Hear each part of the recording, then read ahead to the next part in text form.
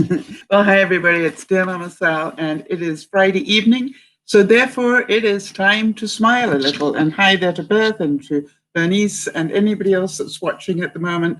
Big hugs to you. And I like to call the Friday broadcast Smile Time, but it has definitely become Jodi's Friday Funnies. So big thanks to Jodi for all she does to put these together. For those of you who might be watching for the first time, welcome.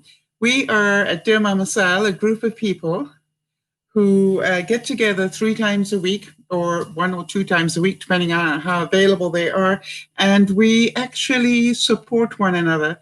It's all about helping you cope with love life and other problems.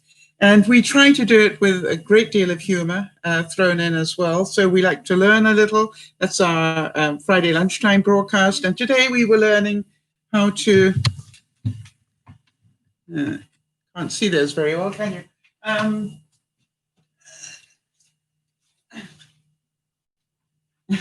How to make your store-bought lettuce last a whole lot longer. That's what we were doing today at lunchtime. And a couple of those have been growing since mid-April, just so that you know. I'm at a different angle. I just got a different setup going. The other thing that we learned today was to, how I grow the cut-offs of the bottom of lettuces and things. This is new romaine lettuce that's growing just from the stub at the bottom. And so a lot of stuff like that. So our Friday lunchtime is always about learning something new, hopefully that you will enjoy. Next week, we're going to be talking about how to make tea lights out of old candles and things. So that's something that a lot of people seem to be interested in. So I literally will cut up old candles and show you exactly how to do it. So today, if you're watching for the first time, feel free to watch. Hi there, Rinsky, good to see you. What I wanted to say is always welcome people to watch. You don't have to join in. If you'd like to chit-chat, then we got really great people who love to chit-chat with you. The other thing is that we find that if you're new, you might not remember that this goes on to the YouTube replay after we've done the live broadcast. And that's so that viewers that missed it can, get a chance to view things that they might have seen and like the idea of. So that's just a bit of housekeeping there. If you have any subjects that you'd like me to talk about, please remember, feel free to write to me anytime at dearmamasal@gmail.com. I think that a lot of you will know that I go out of my way to answer people who write to me, be it on my comments or in the emails. So, feel free. If I'm late getting back to you, I probably missed it. Write to me again. For those of you who don't know, I'm on all the obvious things. Obviously, subscribe here. If you want to keep in touch, and also to hit the button, the bell thing. The bell there is just so that if I do, it's going to ask you, do you want to be advised of all notifications? If you say yes to that, it means if I do an extra broadcast, you're going to get advance notice. It's going to come straight through on your email or whatever to tell you that I'm about to do an extra broadcast. And the only one that is different is on Instagram. And that would be because when I started, I never thought I'd be doing anything on Instagram. So I didn't book it. I booked everything else and I didn't do Instagram. 2 months later, when I realized, yes, I do want to do Instagram, somebody had taken my name. So on Instagram, instead of just being DearMamaSal, it is the real DearMamaSal. But on Facebook and Twitter and everything else, it's just DearMamaSal. But on Instagram, the real DearMamaSal. And what I would suggest is, do you have the right one? If it's got my face on it, then the chances are you have. Okay, so that's just a little bit of housekeeping. Thanks for the support there, Jodi. And for those of you who might not know, Jodi is our admin. And she does so much to help me remember things, because my two brain cells just don't make it. But also, she puts together the Friday Funnies. And Jodi, we really thank you for that. We know it takes a lot of your time and effort, and we really, really appreciated it. And, it's just so funny because these things just come about. And, my job is just to try and say them in a way that does them justice, quite honestly. All right, so let's start for the first one. Let me just see what the comments are here before I start. Beth says, I'm staring at a bag of chips, but I hope I need, but nope, I need real food. That would be the story of my life. The difference is, Beth, do I get the real food or do I open up the bag of chips? I love that. It's all about a choice, isn't it? And I want to tell you that I am quite amazed that I have managed to make, on the whole, pretty good choices. I'm not perfect. I'm still working on it. I'm not as good as I was 2 months ago. I found that since I've been in lockdown, I haven't been quite as good about my food, and I know that from my blood sugar. But I'm still under control. That's the main thing. So here's Jodi's first contribution to today, and that is, I've learned to use meditation and relaxation to handle stress. Just kidding. I'm on my third glass of wine.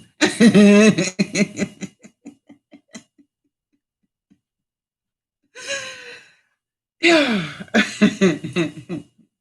And for those of you who may be considering going back to work, my boss told me, have a good day. So I went home. How many of you you're actually quite looking forward to going back to work?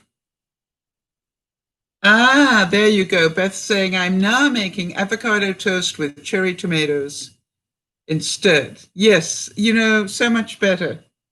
Do you know what my new go-to is, Beth? It's funny, isn't it, how I've changed?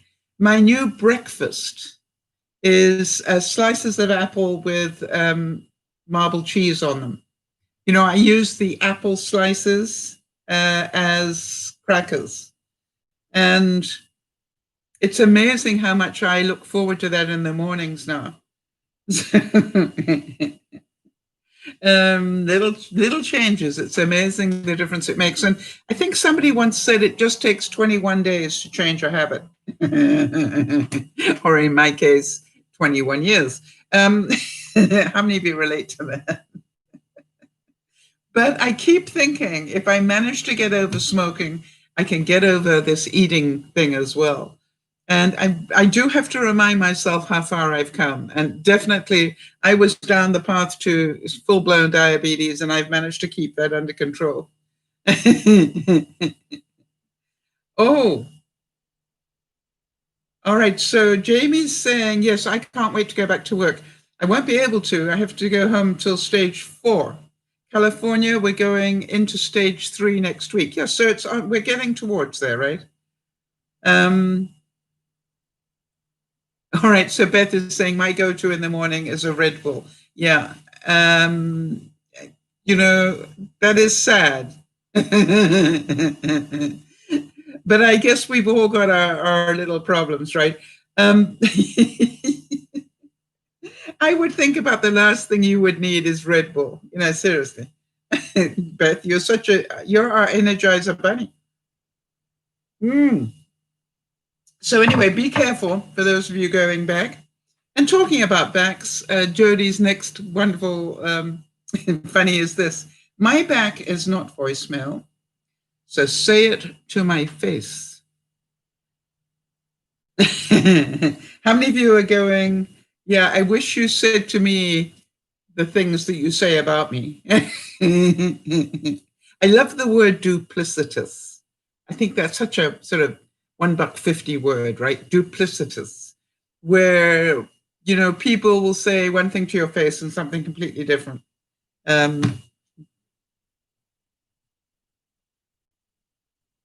Right. Yeah. Jodi's going, I tried Red Bull once and it didn't do anything for me.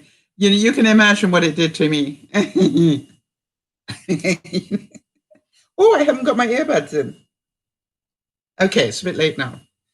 Just remind me not to walk away. For those of you who don't know, I did a complete broadcast at lunchtime with my new wireless earbuds in, and I was able to demonstrate things. I was able to leave the room and carry on talking, and I was such a happy camper.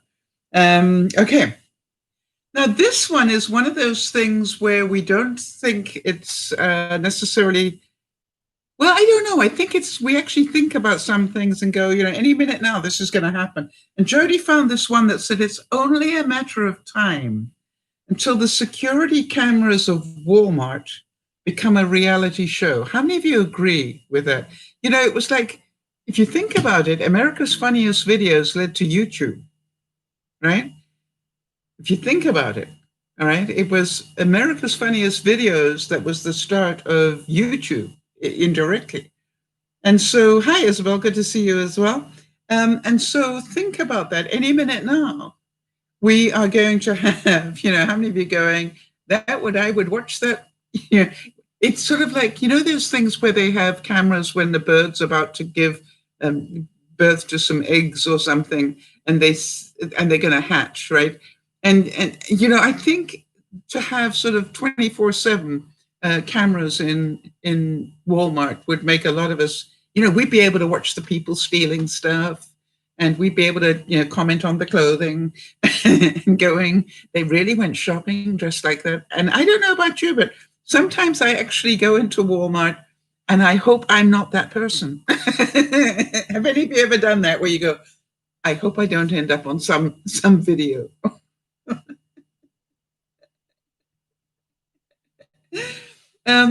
I just hope I'm not that person. Well, Jodi, I'm just making that observation about America's Funniest Videos. But if you think about it, what went down so well in America's Funniest Videos was people doing pratfalls and, having serious oopses, cat videos, dog type videos. And what did YouTube start with? All right, so Beth is saying, I watch our videos, and Beth is in a retail store, and she says, I watch our videos in stores. So funny when little old ladies, thank you, steal a bunch of stuff. It's the innocent looking ones that steal the most. Yeah, I've always said to people, when they say to me, oh, I trust you, and I go, yeah, you need to be careful because I look trustworthy probably means I'd be the biggest scammer. I'm not, but it could be. Yeah, so now this I thought, Jodi, you must have chuckled when you found this one as well, because it said, son, if you really want something in this life, you have to work for it. Now, quiet, they're about to announce the lottery winners. Now, that is what you call very funny if you think about it. I'm going to repeat it in case you missed it. Son, if you really want something in this life, you have to work for it. Now, quiet, they're about to announce the lottery winners. I'm amazed how much money people waste on lottery tickets. Somebody once said to me, well, lottery is investment for people who can't do math. Because, if you, and by the way, the bigger the reward, the worse the odds are that you will ever win it. All right, so Beth is saying it's usually food that they steal. I usually pay for it and let them know about our local pantry in the area. Yes, your food pantry, right? That's actually a very good idea. Did you know that we've got a food pantry just down, a food bank just down around the corner? I think that's wonderful that you do that, Beth. Yeah. And the fact that you have the compassion to know that what they're stealing is food, and they probably never thought in their lifetime that they would end up doing that. And again, Beth, in terms of be prepared and not scared, which is one of our mantras, being prepared, it's probably going to get a whole lot worse before it gets better. And I'm not surprised that you do what you do, Beth, and that you help them. It doesn't surprise me. It is who you are. So, but there has to be a limit to how much you can afford to buy for other people as well. So remember to be careful about that. The mummy comes out in me. Yes, Beth, I totally get that. I totally get that. But you're enabling bad behavior. And so be careful about that. I think, this is your one warning that, we do see what you're doing. We've got cameras on all the time. And so this time, I'm just going to put the money in for you. And please ask you not to do it again, because if I see you do it again, I'm going to have to do. Wow, isn't that wonderful? Beth, it's okay for me to repeat that, I presume. Wow. Let me just get confirmation of that before I repeat it. I think that's amazing. And I didn't know that. Beth is telling me that Dollar General has a $200 a day fund for people in need. And it's donated by the customers. So let me ask you, Beth, because I'm certain that there'll be viewers that are going, I didn't know that. Where do I contribute? So where do they contribute? If they want to put money towards a person in need, where would they put that money? Or do they just go to the Dollar General site? It was your idea and they went for it. Of course they went for it. What a brilliant bit of PR.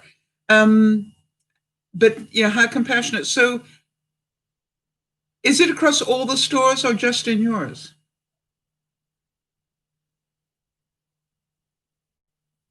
I want to tell you, if there was a jar where it said, drop a buck in here to help somebody who can't afford food, I'd probably put 5 in. It's just your store right now. Well, yet again, Beth, brilliant. It's, that's the sort of compassionate thinking that we need right now. I'm really very proud of you. How many of you agree that my text messages would make a whole lot more sense if we had a sarcasm font?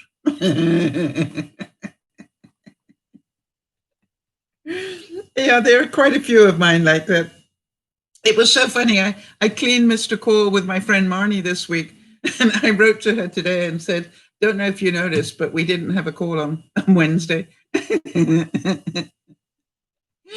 it was just like, did you notice? Because you didn't find out if I'm alive,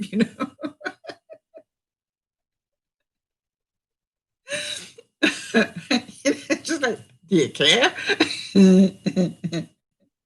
Right. So Sharon's saying, I'll mention it to my cousin. She's assistant manager at Dollar General. Yeah, let's also mention it. Who's in touch with Becca? Because I'm certain Becca would love that at her store as well. So, and anybody else that works at Dollar General, I know we got a couple of people.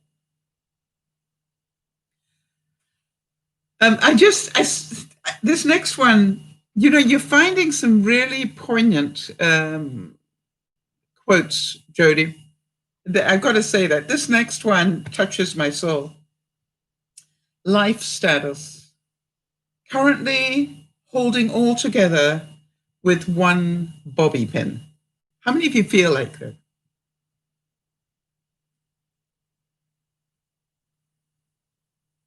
Yeah. And make sure that they mention that I think, Beth, you need to get credit for it, honey. Yeah, I really do. I think it's a brilliant idea. Imagine if other stores did that at this time when people are hurting, and it's going to get worse. I think it's magical. I really do. I'm very proud of you.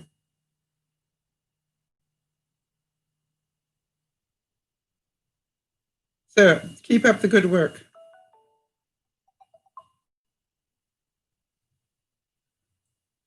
And so this one Jodi found, and it's one day I'm going to make the onions cry.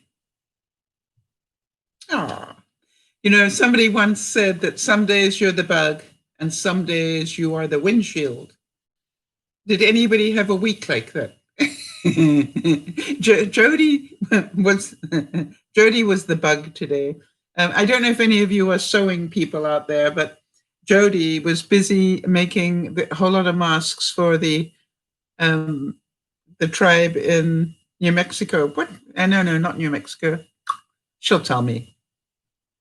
I want to say Hottie tribe, but it's not Hottie. It sounds like it. She'll let me know. Anyway, she's making these masks, to donate to them. And, it was so cute because, she managed, Hopi, that's it. She managed to, we've all done it, get the material stuck in the, bit downstairs, under the foot. Did you get it all caught around the spindle thing? What do you call it? Oh gosh, I can't believe I'm forgetting all these words. It's because I don't sew anymore. What's that word for that thing that I've got it on the tip of my tongue? Bobbin. You got it in the feed dogs. There's the bits that go like this. Okay, so it wasn't around the bit underneath it. So sewers alike will all relate to this. We've all done it. I personally managed to sew through my finger one time, which I thought took a bit of talent and also increase my vocabulary to some degree. But I just, I wondered if anybody's done it, got the material all caught up in the feed dogs so we can help Jodi. Her tension has gone wrong. It happened to me once, Jodi, and I managed to fix it. But I can't remember if it was because I changed the needle or I put in a new bobbin. That's what I wanted, the word. I put in a new bobbin thing because that's what got stretched. In other words, I was replacing the bits that feed into there. Because obviously something, if the tension is gone, then something is right. Your sewing group will know, Jodi. She's saying so many people in my sewing group have stitched through their fingers. Yeah, you only need to do it once to know that you don't want to do it again.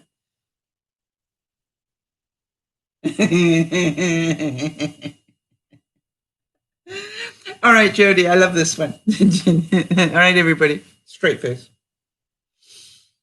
Ready? Now, seriously, straight face. Start with a straight face. Let's see if you smile. So when is old enough to know better meant to kick in?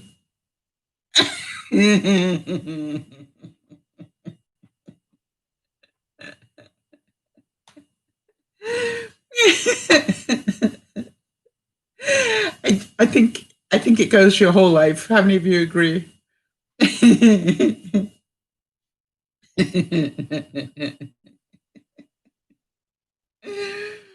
Yeah.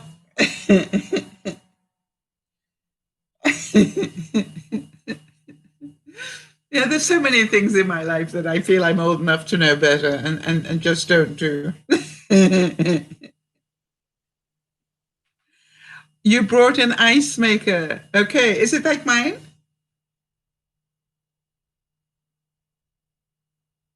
There, that's mine. I've got the, oh, I haven't got my earplugs in. Wait a minute.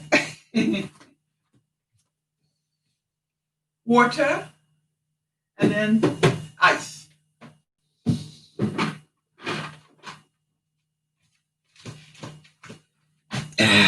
Love it. Ooh.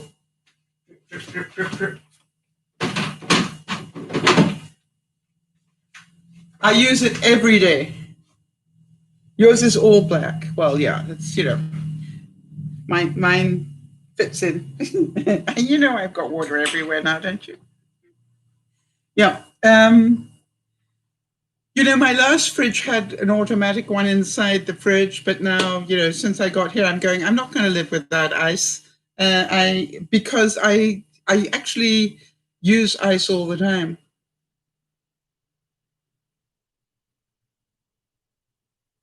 All right, so what does this mean? Okay, Jodi.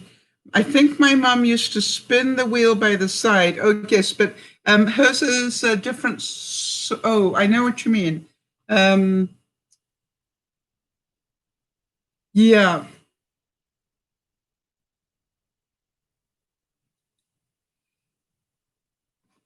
Yeah.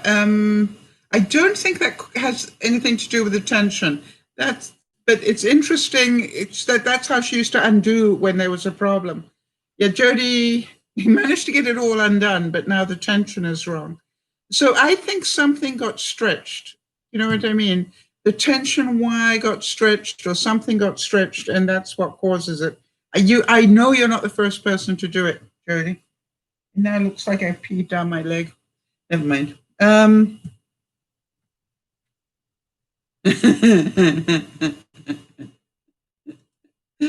Yeah, I know what Nash was talking about as well, that this helps. You know, you can lift it a bit and then pull it a bit and then do whatever. So this is an interesting one. Just once, I want a username and password prompt to say, close enough. Now, how many of you would like to know how I deal with some of my passwords? You can probably imagine I've got 1,001 different passwords going on. And here's what I found out. The frustration for me, I don't know if you guys agree with this, but the frustration for me is when you type it once and it doesn't have the little eyeball thing that you can click and see what you typed, and then be able to copy and paste it into the second one. So you make sure it's identical. Plus, you've then got it saved to be able to keep it somewhere else. Here's what I found out. And it's so simple, I don't know why I didn't think of it years ago. When I've got one of those ones where it hasn't got an eyeball, where you can't read exactly what you typed in, and you're having a problem, stop trying. And that's the first thing I learned, stop trying.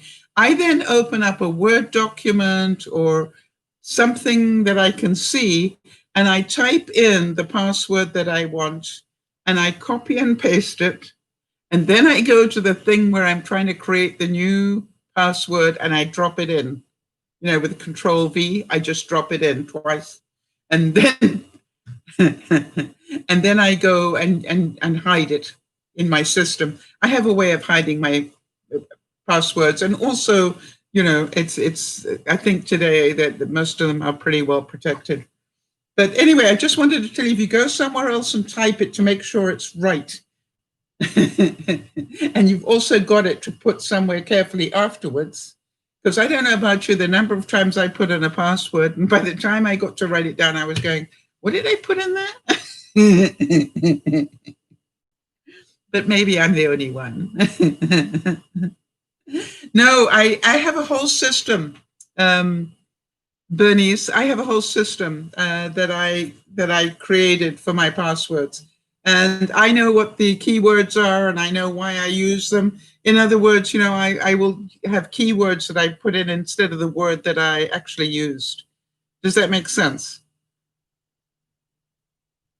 You know, I might put in Dear Mama Bernice instead of Dear Mama Sal. All right. So all sorts of little tricks like that. And I know anytime I see Bernice, it's meant to be Sal. Right. And anybody who hacks it is obviously, right. I don't use that one, just so you know. And I always put numbers in as well, just so you would. Now, this is a bit of logic that I know caused a smile on Jodi's face when she found it. An apple a day keeps anyone away if you throw it hard enough. And at lunchtime today, I was talking to everybody about don't throw your apple cores away. Because what I discovered is if you huck the apple core into your magic bullet, which is there, and, you know, fill it up with water and then blend it, you've got a really nice apple drink, and you can choose what to do with it. You know, you can put a bit of sweetener in with it, or you can, I actually use it with my Metamucil. I take Metamucil every day. So I will actually add Metamucil and maybe a slice of orange, and suddenly I've got a citrus drink that is really nice. And, you know, a fruit drink and over ice, and you don't notice. And the good news is that the ice keeps the Metamucil from getting all, you know, serious. So that's great. All right, so you use your mom's maiden name. It's German for passwords. Yes, we've all got different ways of doing it. But do you understand what I'm saying about go away and write it somewhere else until you've got it, then copy and paste it and bring it back.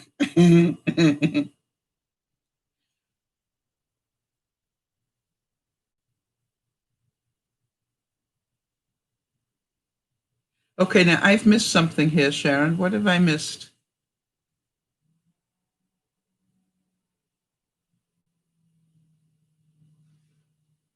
Hmm.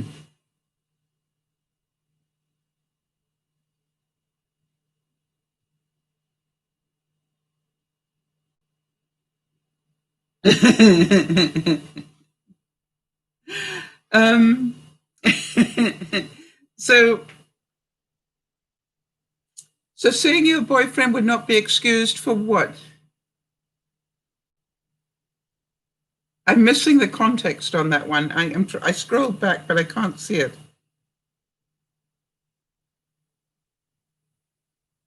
Anyway, so Jerry said, I'm presuming that they will not issue paperwork for a booty call, right? Jerry got all choked. He was laughing up so hard. And he said, you never know what's going to come out of your mouth. And I told him I have to keep him guessing, right? I knew how to pronounce that. I'm not. I'm not going to. I'm not going to repeat that online, though, Beth. Yeah, I bet you have to spell that for a lot of people. My maiden name had 11 letters in it. Yeah, it has 11 letters in it. And, it was so funny, even in England, I actually had reason to send out a questionnaire around the whole of England.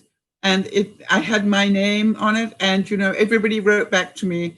And it was hundreds of people that wrote back to me. And the good news is 3 of them got it right. 3! And it was written. Just ridiculous. Oh, about the curfew. Okay, got it. Thanks, Sharon. Yeah, they probably, no, they don't consider that important, apparently.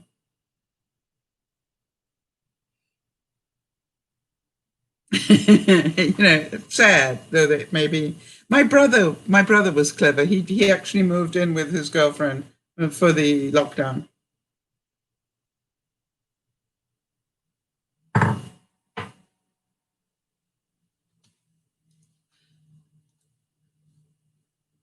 Have you ever had one of those days where you're holding the stick and everybody else looks like the piñata? Yep. I definitely have had those days. I had one this week was at one point, yeah. The main thing is to keep breathing, right? And just know that some days are going to be like that. I'm certain Jodi felt like that today when the machine attacked her. The silly thing was that she already knew that she shouldn't be sewing today, but she decided to go against that thought because she was able to control her mind. And so she went anyway, no excuses. I'm going to sew, and then the machine went, "No, you're not." And now I'm going to make sure you can't sew for a couple of days. Okay, so Bernice is saying, I'm so glad we bought a bunch of apple sauces and fruit pouches. Yes. When I shared it with my mother, she said, you aren't a child, and said, it's emergency food. Well done. And now I'm glad we did, and I don't have to buy food outside now that the riots are making the shops close early. I can eat even with pain. Yes. You see, that's be prepared, not scared, right?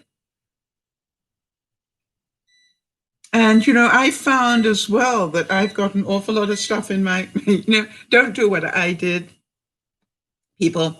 This week I got my groceries arrived on Tuesday. And then on Wednesday, I noticed there was an email in my inbox and it said your grocery order will be delivered today.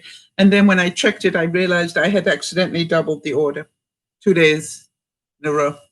And so I got double groceries. And if you want to know what that looks like,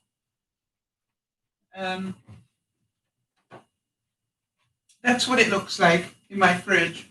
And my oven has become cold storage.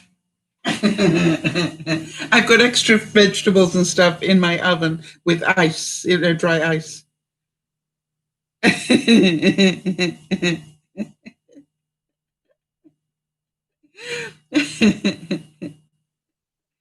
And I was thinking, where am I going to put these extra vegetables? And I'm going, the oven, of course.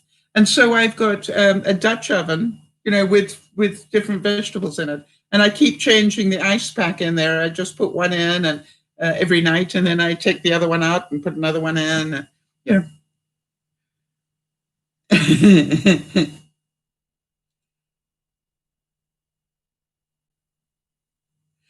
Well, I'm actually going to be eating a lot more fruit and vegetables this week, that's for sure. But tomorrow, I know it sounds funny when I've got it all packed so carefully, but tomorrow the whole lot's coming out so I can rearrange it and make sure I rotate it in the right order and find out what I need to eat in a hurry or what I need to, the point is I could probably freeze some of it if not for the fact that that is how full my freezer is. Yeah. And the new one doesn't arrive until July. But I did decide exactly where I'm going to put my new freezer. I'm putting it not in my spare bedroom, which was a possibility. I am definitely putting it in my craft room because I realize where I want to put it will be just outside the laundry room, which means I can use it as a folding table there. It is in the craft room, which means that I can use it to cut things out, or if I ever get to the point where I've got, I could paint on there if I wanted to. It's a big flat surface. All right, so Nyasha's saying, I went back out to work on Thursday and I was surprised to see I was the only one wearing a mask. It saddens me that individuals think that the virus is all over due to our economy. Yeah, what you just need to understand is it just means they got room for you in ICU now. Yeah, and it's going to come back, honey. So just take it easy. Just remember, don't worry about what everybody else is doing. Just worry about what you're doing, right? Don't get angry with them, whatever. They're going to probably end up sick and you're going to still be healthy, hopefully. So, and just be really careful. Do you carry sanitizer with you, Nyasha?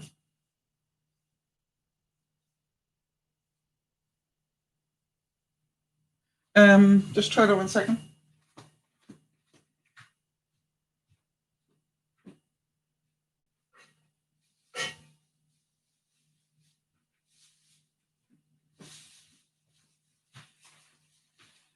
I would carry a little bottle. Yeah, okay. I also carry rubbing alcohol with me. If I go down to collect mail, I take this with me, and after I've opened up the mailbox, I just spritz my hands and kill off any germs that,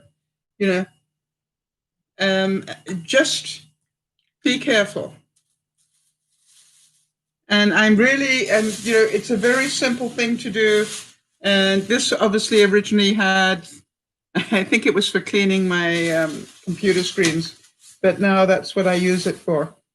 And I also use it to spritz packages as they come in. When I put them down on this worktop here and I spritz them, and then I leave them for a while, and then I come back. By the way, another trick, I don't know what you guys are doing, and you probably have got your own way, but when I bring groceries into the house, I take the ones in that I need, but everything else stays in the passageway here, and I don't touch it again. I just sort it out into what needs to go in the storage cupboard, but I leave it for about 3 days, stuff that it doesn't need to go in a fridge or something.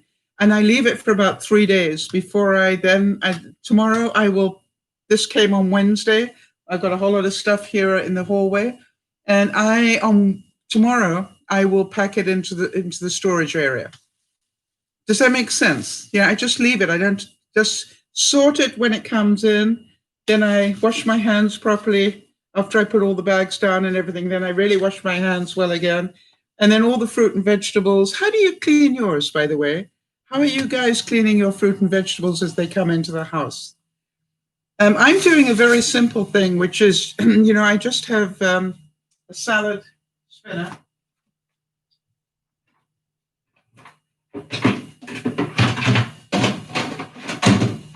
And I just will put all my fruits and vegetables into here with water and just some white vinegar. And I leave them for about 15 minutes. And then I take this bit out, let them drain, throw out the water, put this back, spin them, done. So very, very easy. Just your tip for the day if you don't know.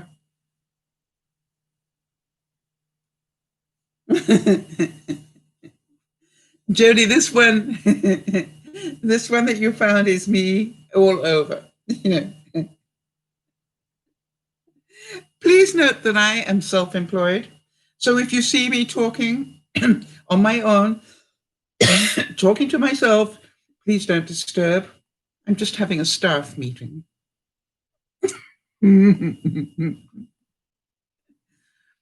Okay. All right, so Jodi is saying they're doing the same things. They're non-perishables. They leave for 72 hours in the bags. Yep. It's a very simple system, isn't it? You know, as long as you're not tripping over too many. Of course, I've got 2 lots, yeah, but that's okay. And Yasha's saying everybody's so uncaring. One person even got arrested today for going to the bank without a mask due to his behavior was inappropriate. He ignored the written and posted sign. Yes, they think that those instructions are not for them. And, you know, if we all have to wear masks, why don't they?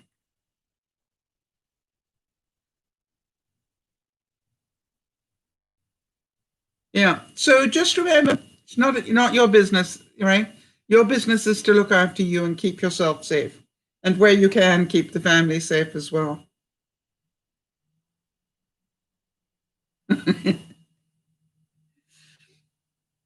This one is cute.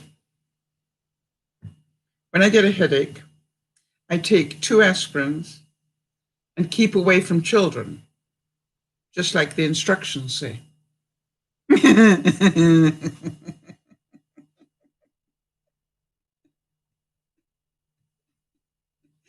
Definitely keep away from Benji and Judy's children. I want to tell you, it's not a good idea to have a migraine in that house. It's just like, there is no way that house gets quiet. They've got 2 volumes. I am awake and I am asleep. And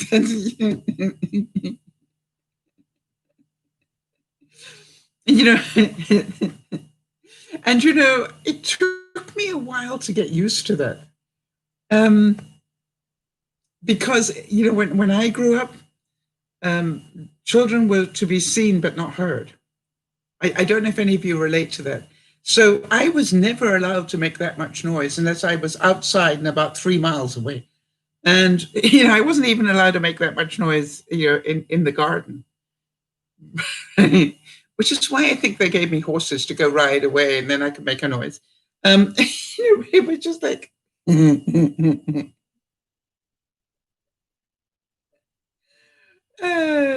Lordy. Yeah. But I'm getting much better with the kids now.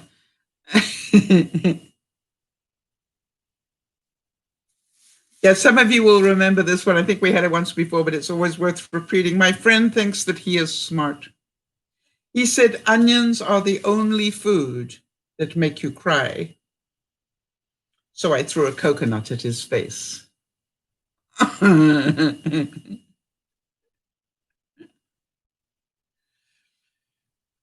Yeah, and Yasha's saying we all do wear masks when we're out and about. I haven't even been out and about yet. I'm thinking about doing that this coming week. We have to protect my mom, my godchild, and the kids who I come into contact with. Yeah, we need to protect everybody. And what would be really nice for some of you is, why not carry some spare masks with you? Some of you got more masks than you need. And if you see somebody like that guy at the bank who obviously needs one and hasn't got one, just go, here you go. Here's a mask for you. And tell him to wash it, when he gets home. And then he can wear it again.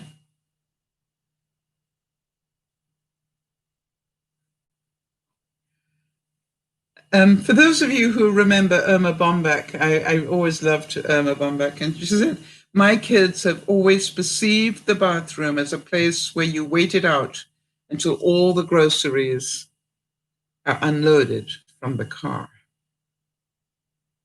Now, I don't know about you, but I never thought about that. I'm going, why didn't I think of that? Yeah. I missed that one. Yeah, Nyasha, I think, all of us, I carry at least 2 with me all the time. One for me and one that I could give away to somebody else. And that is, that is a thought. So just be aware. The other thing is, be really aware. I find even with the guys delivering my groceries, it's like, I don't know what they have touched prior to touching my bags. And never mind what's in it, but I have no idea what they have been touching or who they've visited that isn't being careful. And so, I'm just doubly careful at the moment. I'm trying to be. And even then, it could up and get me, right?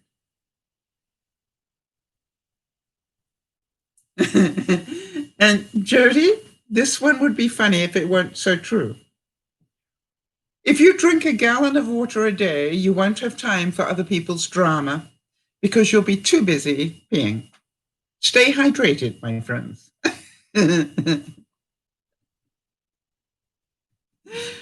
Yeah, it's like me, and I've got, swollen feet, and I know I need to take a diuretic for that. But if I take a diuretic, I can't get anything done. I will spend the whole day in the washroom. So it's just like, what do I do here?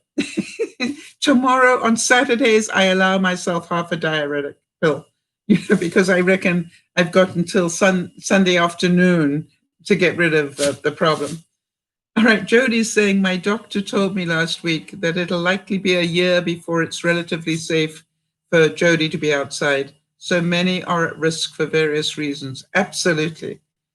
And, that's the whole thing, is just be careful. Pick your people carefully, pick where you go carefully. If you can, go earlier than the crowd. And I don't know about where you are, but you can actually see when most stores are at their busiest if you go to their website. Have you noticed that? If you go to a store's website, it actually has a little indicator that says, at 9 o'clock, it's this busy, but at 12 o'clock, it's this busy, and at 5 o'clock, it's this busy. Pick your time when there's less likely to be a lot of people there. The other thing is, you can be social. I mean, I'm social with the neighbors I've got here. I've got a funny story, remind me to tell you. I'm social with the neighbors I've got here, but we all stand in the street and we're all about 6 feet away and we're chit-chatting. We spent over an hour chit-chatting like that last night. Oh, it could last way into this time next year, Nyasha. This is not going to go away in a hurry. Okay, got to tell you a really funny story. Okay, let me try. All right, where I live, we've got neighbors, obviously, and there are no fences. You're not allowed to have fences between the neighbors, all right? And so if you can imagine, there's this house here, and then there's mine here, and then there's my neighbors here. And the stupid thing is that you are allowed to use up to 3 feet of the neighbor's house. All right. So for example, this is my covered deck, and so this is not mine to use. Just the way that the community is set up, which is fine. And I was talking about that, and I was a bit upset because my neighbor doesn't really keep her bit pretty, but never mind.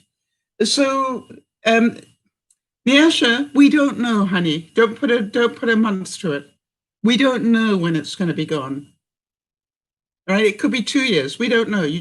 We don't think you know, because we don't. All right. Okay. So now here's the thing. I was busy talking to my neighbor on this side about it.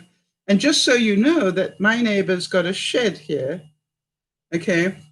And behind the shed, I've got a composter, where I put my compost stuff in. And it was, I was busy. They were all talking about how unfriendly this neighbor had been. And I suddenly realized that my compost bin, or the one I thought was mine, that I've been using since I got here in January. I came in January. It's actually on their land, if you know what I mean. And I'm busy texting last night going, I don't know how to say this, but I need to find out, is the composter that I've been using for the last 4 months yours or mine? Because I've just realized it's sitting on your property, not on mine, because there are no fences, right? It's just against the back of their shed. So I presumed anything from the back of the shed would be mine. And I am absolutely, is anybody laughing? Can you imagine this? Yeah, I walk in, see the composter, and I think it's mine, so I start using it. And then yesterday, I suddenly realized maybe it's not mine.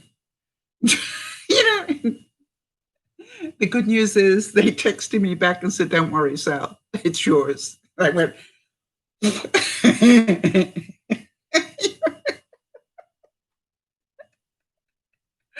well, actually, I want to tell you something. My neighbors on the other side are such nice people that even if it had been theirs, they probably wouldn't have said a word.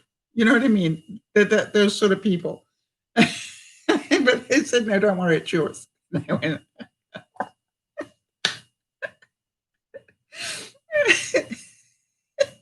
I can't wait to apologize in person. And I've certainly got a big laugh out of it, because they can imagine my face, and what I said when I realized.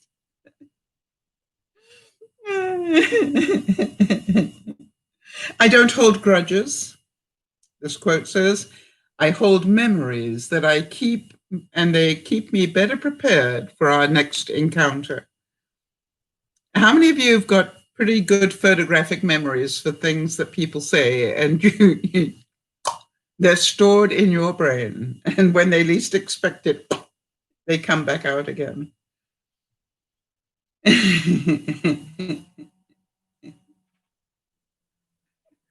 And this one, of course, I almost think that this might end up on my tombstone, except I already know what I want on my tombstone. But it says, I don't like to think before I speak. I like to be just as surprised as everybody else when I open my mouth. And there is some truth about that. I can remember when I used to be a speaker, sometimes I literally would take a tape recorder, if you remember what that was. I used to take a tape recorder and actually record my speech, because I would give a speech where I thought I knew what I was talking about, but people would be howling with laughter. And it happened that I kept thinking, I wonder what I said that was that funny. When I played it back, I could hear what I said, but I was so busy delivering whatever wisdom I was giving them, I had no idea of sort of like 90% of the aside little one-liners that were coming out. And when I listened to it back again, I'd be laughing as well. I go, yeah, it was actually quite funny.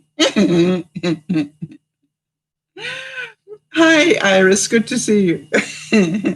And, Iris, thank you so much for your kind words, but it does take an awesome person to recognize another awesome one. You do know that, right? That's what I always say. All right, so Jodi's saying, I can't remember what I had for dinner 2 days ago, but asked who said a crossword puzzle to me back in 1980. And I'll tell you the date, the time, and what they were wearing. Yes, totally understand that one as well, Jodi.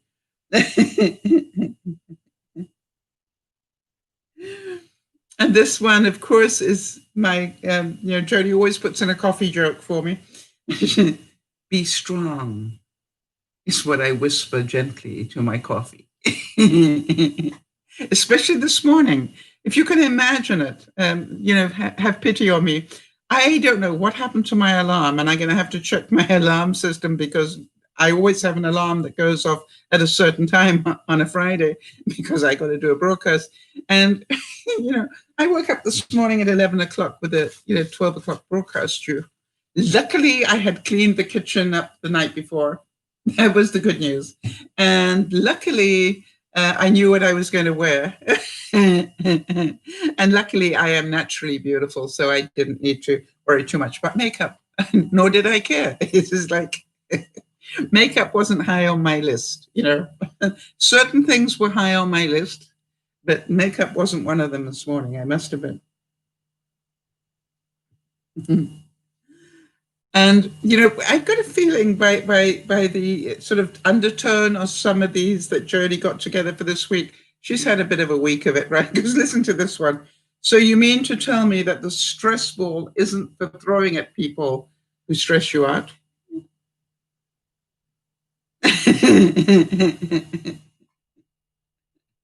You've had a few of those today, Jodi.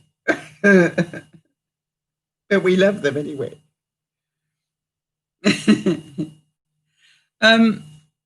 Jodi's suggesting, hang on a second. Iris is saying, I remember watching you on Benji and Jodi's vlogs. I haven't come on your channel for a few years, but always remember when you were so kind and smiling.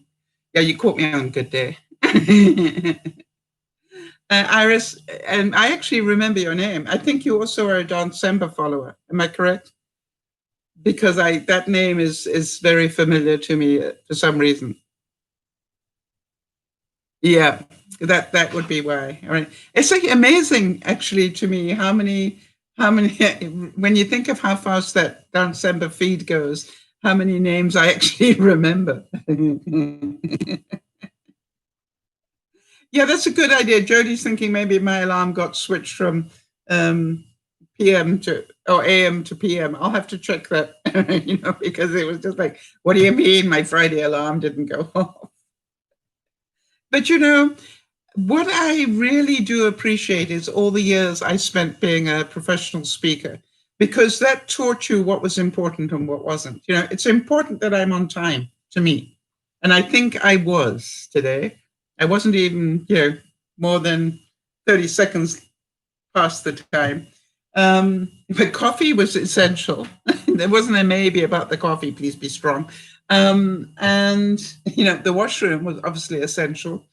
And luckily, it was one of those weeks where I was fully prepared and had already got the notification up and so forth, So, it was just like I was prepared, not scared. I just had to turn up and make sure I got the right things going.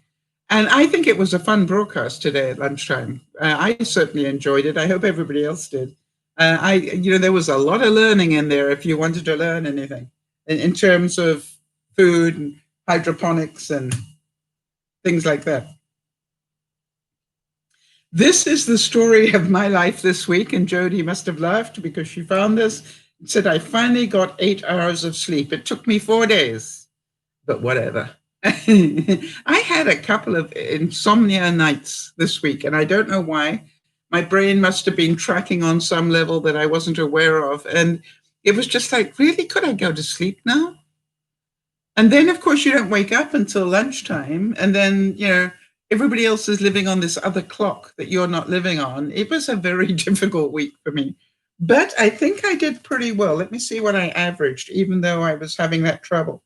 Because I made sure that I did what I could to catch up. Let me see if I can find out how I did. That's what I love about my... not too bad. I averaged just on 6 hours a night. Now, I normally average 7, so, but I've still got tonight, tomorrow morning. I'm not rushing to get up tomorrow. And if I don't binge watch tonight, I can do that. And then I will say, oh, that's really good. I think I'll watch another episode. And then I'll go, oh, really? Now what happens? And I'm retired. I can watch the next episode. And then I wonder why I can't sleep. And here we go. Yeah, this is Jodi's next one. She knew I was going to go there. Some people can't get sleep because they have insomnia. I can't sleep because I have the internet. Jodi, I hate you sometimes. You're so right.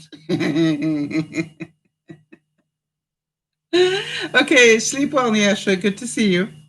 Thank you for being here.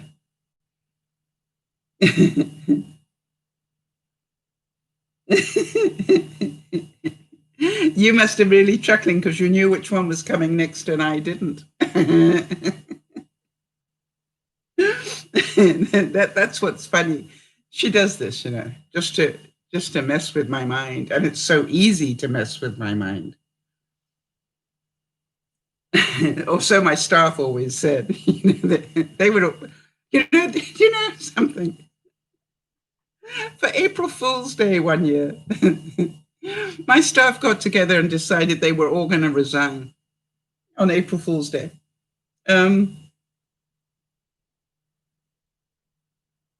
So here was the funny thing. The first person came in and resigned, and it was like no big loss to me, quite honestly. And I said, well, okay, I wish you lots of luck wherever you're going. The second one came in and resigned, and I was going, bad day. But the third one to come in was my next in line, the person I'd been training to take over my job. Now that to me was really quite serious. And it was about then I said, I wonder if you can do me a big favor. And he said, what's that, Sal? And I said, I wonder if you can tell me what I have done so terribly wrong that so many of the staff have decided to quit. And the tears were literally coming out of my eyes. And he looked at me and he said, you've only done one thing wrong, Sal, that I can think of. And I said, which is? And he said, you've forgotten it's April Fool's Day. And you know what I did? I looked at him and I said, and you organized this, didn't you? Only you would have the guts to do that. But you managed to convince how many more were ready to resign? He said, no, we're it, just the three of us. I said, yeah. I said, well, here's the good news. Payback is coming and you never know when it's going to be. And it will be very interesting. And I waited a long time, months. I waited months. And then what I did is I didn't punish the two that had come in because I knew that he instigated them to do it, to work up to his resignation. But he had a really big client, you know what I mean, worth millions to him. And that millions meant an awful lot of money in his pocket in terms of commission.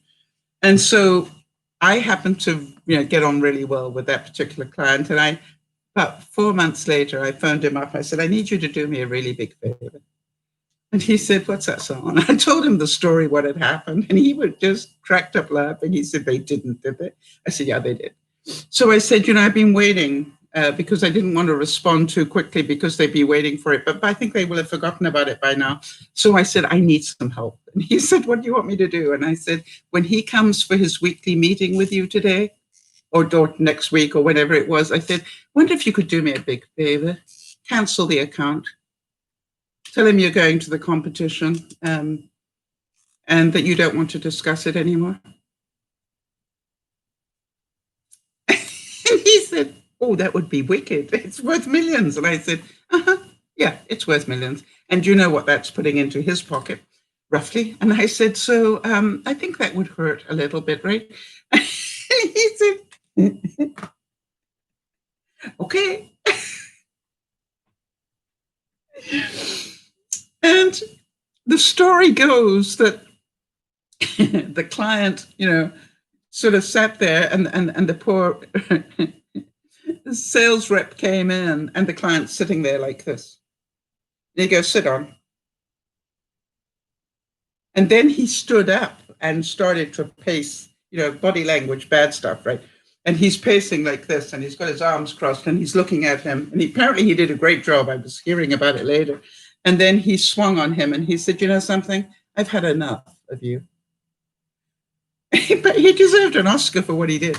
And he said, "I really have to tell you that I have decided to take all my business away from your company." We had 16 magazines that he had advertising in. And, he had accounts that took the page 3, the most important page, with color, and, all year, and he just canceled the whole lot.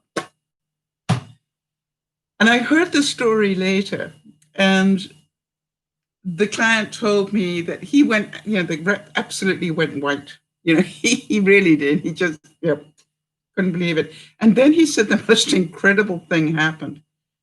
The rep said, "You know something? There's one thing that Sal always teaches us. If ever we get something like this happen in our lives, the one question that we need to make sure we have the answer to is, what would it take for me to get the business back again? What was it that I did wrong? What would I need to do to get the business back?" And, the client was so stunned with his ability to say that. He said, "I think you'd need to hear a message that Sal probably is sending to you right now, which is, Happy April Fool's Day." The guy went, short word, and said, "So it's not true?" He said, "No, not true. I'm just complicit in the scheme." It went very well. I was very happy.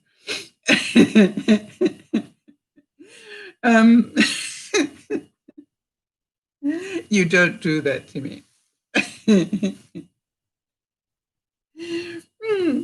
I have a memory.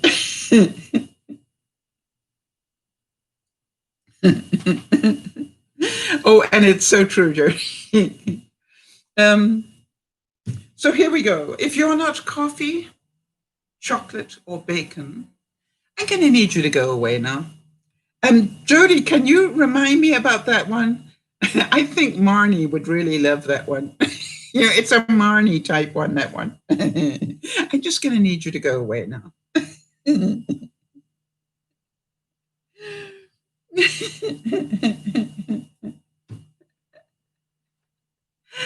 I love it. And this one you will love as well. I would like to apologize to anybody I have not offended today. Please be patient. I will get to you shortly.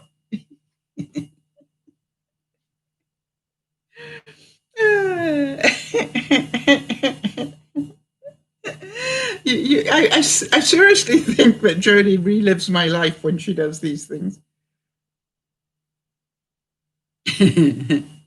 All right, so this one is a bit of logic that I love. When I was in school, my teachers told me practice makes perfect. And then they told me nobody's perfect, so I stopped trying. How many of you relate to that? It's like, such a mixed message. They gave, and the worst thing was, if you knew it was a mixed message and you queried them, and I had nuns, and the nuns are not used to people querying stuff with them. And, they would teach me stuff, and I'd go, "Excuse me a second." And they go, "What?" And I go, "Didn't you tell me 2 weeks ago that 1 and 1 equals 2? Why are you telling me 1 and 1 equals 3 now, but a different way?" "No, we're not." And I say, "Well, actually, yes, you are." And me, I bring out my facts and go, "This is what you said." And they go, "We'll talk to you about it later, Sal." Sally. And I said, "Okay, fine." And they'd have great difficulty with me.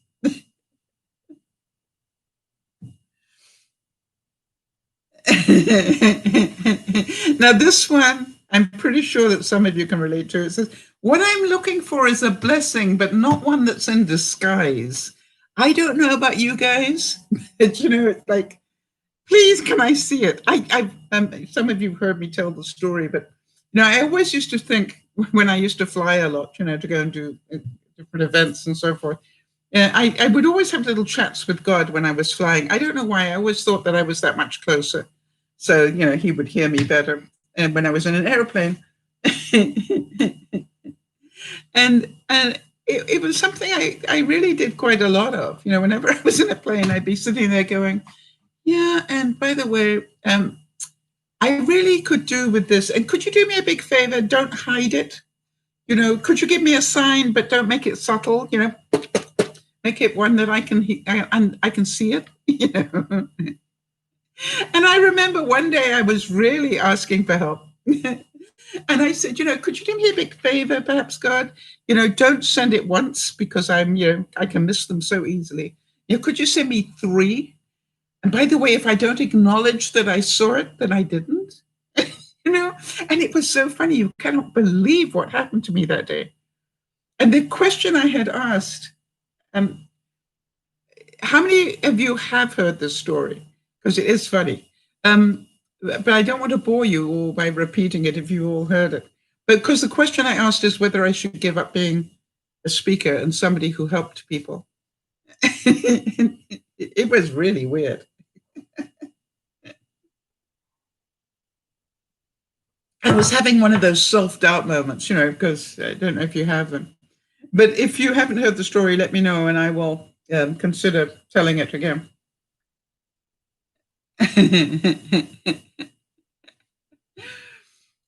But it really is amazing that if you have that conversation, hi Lauren, good to see you, honey. Well, you know, what I said was, should I give up speaking? Right? Am I wasting my time here? As a, you know, am I really helping people? I just don't get it, you know. And it was so funny because I was on this plane and I landed at Vancouver Airport, but I wasn't going home. I needed to change planes for another venue. And I'm walking through Vancouver Airport. And as I walk through it, a guy walks next to me and he goes, hi, Sal. And I go, oh, hi. And he was a client from like 6 months ago that I was very rude to. I told him to take his check and throw it down the toilet because he was wasting his money with what he wanted to do with his staff. And I said, you know, I can't take your money. You'd rather take the check, go throw it down the toilet. It would be better use of it, quite honestly. And he said, you can't talk to me like that. I'm a client. And I said, well, you're about to waste your money. Why would I help you do that? You know, I've got too much integrity to do that, but I can give you names of people who will gladly take your money. Anyway, long story short, he walks next to me this day that I'd asked for that. And he goes, Sal, I just want to walk next to you because this guy who's walking next to me right now does not know what you did to me. And does not know that there was like tens of thousands of dollars on the line and you told me to take the check and throw it down the toilet. And I said, right. And he said, and I will never be able to thank you enough for that reality check because you were right. And you had the courage to tell me that truth. And I want to thank you for being who you are because you were the only person that told me the truth on that issue. And I want to tell you, I've had the most successful year with the company that I've ever had, thanks to you. And I went, thank you so much. And then I went, got it. And, you know, carried on walking, right? And then I end up in the next town where I'm about to do the presentation and I'm up on stage. This was a particularly busy day. I'd been doing a breakfast gig in Alberta. I did a lunchtime on Vancouver Island. Anyway, so I go to Vancouver Island and I'm doing this lunchtime gig. And I'm standing up there and I'm talking. And just as I'm talking, somebody gets up and leaves the room. Now, that's not something I was used to. People don't do that when I'm on stage. And so I tried to ignore it and carry on talking. And the next thing I knew, the guy comes back in the room. So I feel much better. He's obviously went for a potty break, but he comes back into the room. He walks all the way through the 1,000 people I'm talking to and walks up on stage and stands next to me. That I wasn't used to. And he goes, I wonder if I could say something in the mic. I said, well, you're already doing it. And I'm praying it's not bad. Right? You know, I'm praying that I'm not going to regret this decision. So I said, it's all yours. And I took a step back. And he said, ladies and gentlemen, you might have noticed that I left the room. And I went, yep, I did. And he said, I was listening to something that Sal was saying about caring for people and making sure that they knew it. And the way that she was saying it really touched my soul. And I knew in that moment I needed to go and phone my wife. And that's where I've been. You see, I don't think I've told my wife that I love her enough. And I didn't want another excuse as to why I shouldn't do that stop me. And that's why I left the room. And Sal, I just want to thank you so much, because you have no idea of the reaction that I got from my wife. And I said, yeah, she probably wonders what you're doing. And he said, but I really wanted to thank you, because the way you worded that was so true. And I said, it's my pleasure, sir. I just flapped my lips. You got the message. That's the main thing. So then I'm going to, I should continue. Then I go to another town to do an evening speech. And I am finished the speech, and I'm on the plane coming home. Now, there's a trick that you learn as a speaker, or anybody that travels a lot. Have I got a book here? No, wait a minute.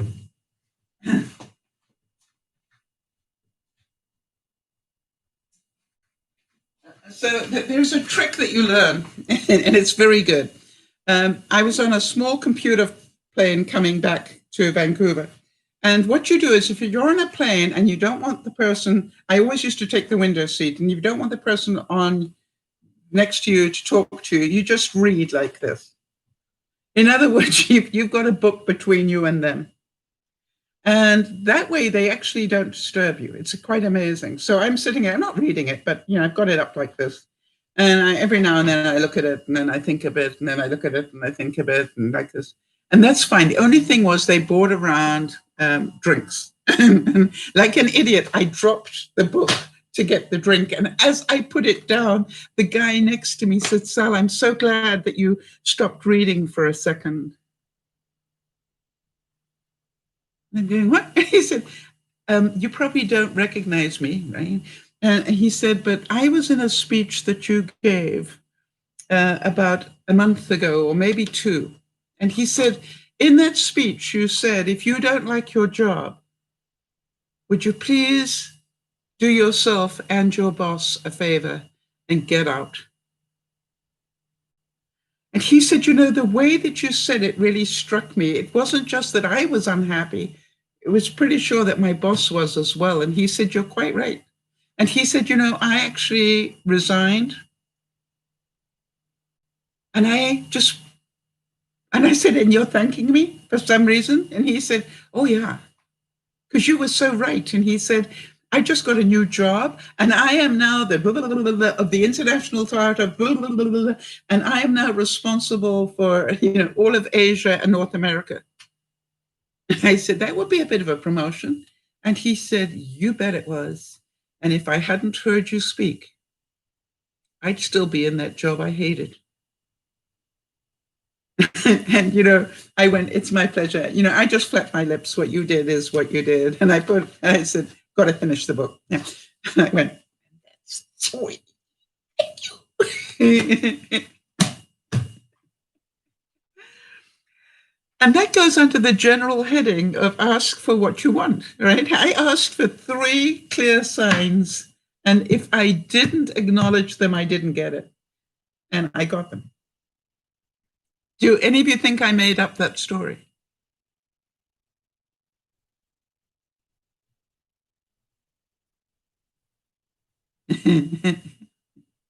So he was just saying, that's 1. Mm-hmm.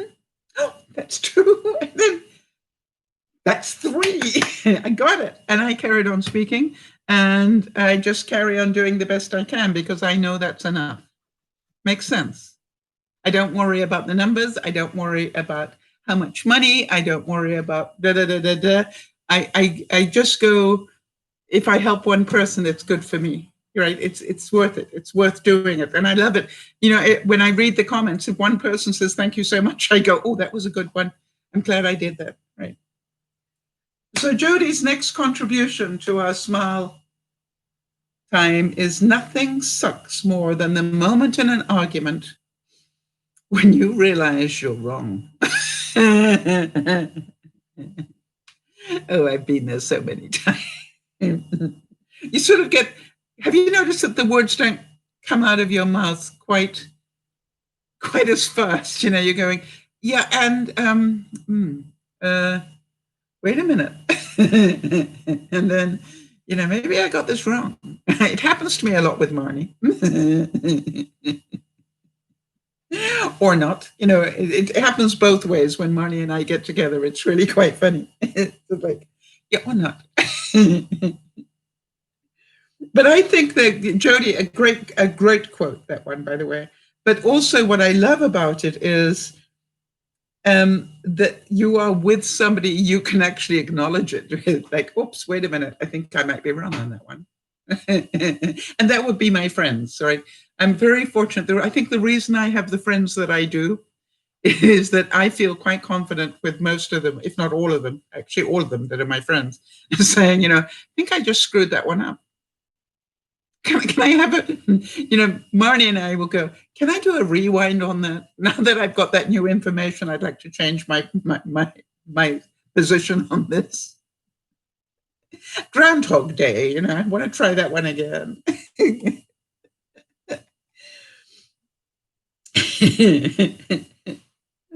The human brain is a wonderful thing. It starts working the moment you're born and never stops until you stand up to speak in public. You know, I must admit that I was really very fortunate. As you can probably imagine, I didn't have a lot of stage fright. I used to be fascinated that many people would come into a room to hear me talk. I used to go, and you paid? You know, I mean, it used to fascinate. Yes, there are 3,000 people here, and you paid to listen to me? What's not to love about? Anybody want my job? You know. And by the way, when I finished, they're probably going to give me a check, and I will have had so much fun, and they're going to pay me. And I said, and then some of them even give me a present. What's not to love about this job? Of course, you leave out all the stress and the terrors that go with it. But I said, you know, what's not to love? And it just is such a wonderful experience, you know.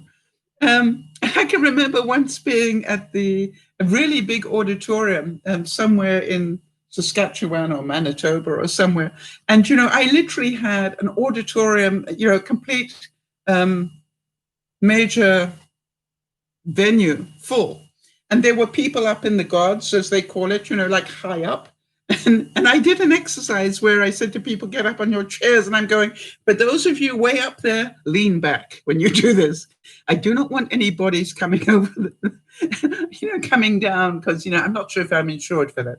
And, you know, people were just going, lean back. I want you to do it, but lean back. Do not lean forward. And be careful. And I'm certain I was not meant to do that. But, you know, I did anyway.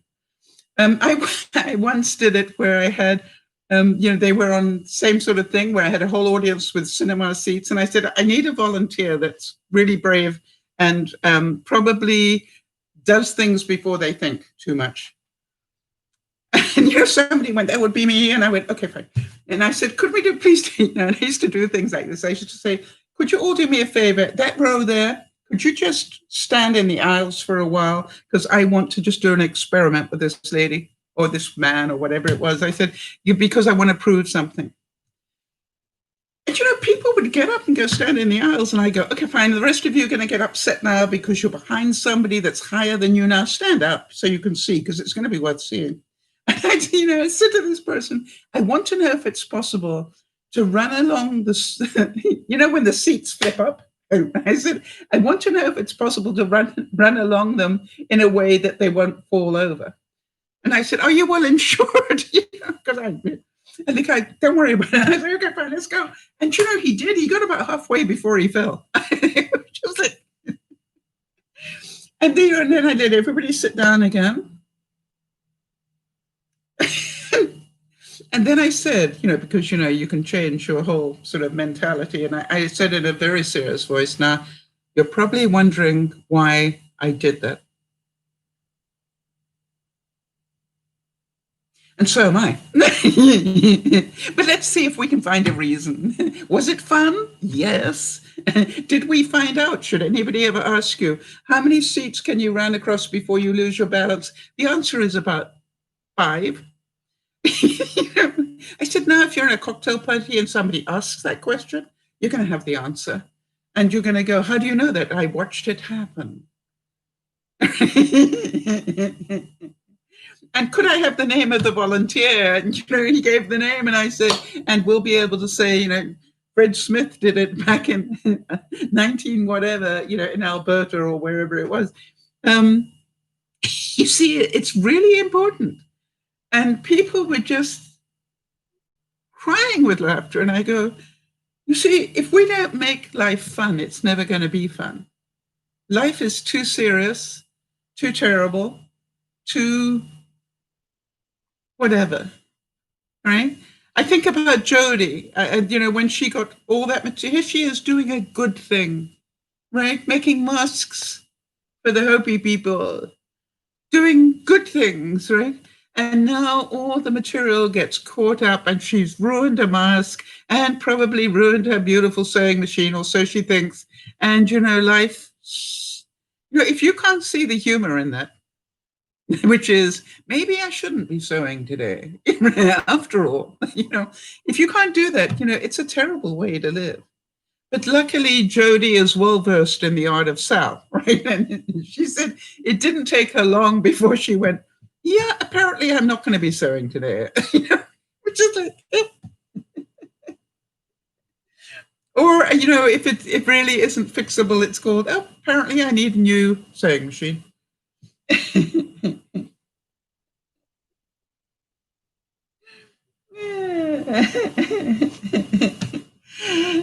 You speak fluent, Sal. Yeah, I know.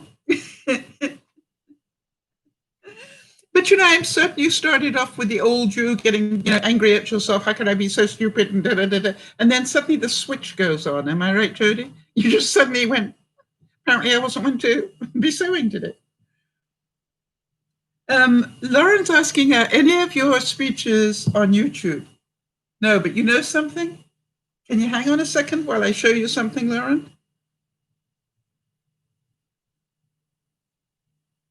I'm going to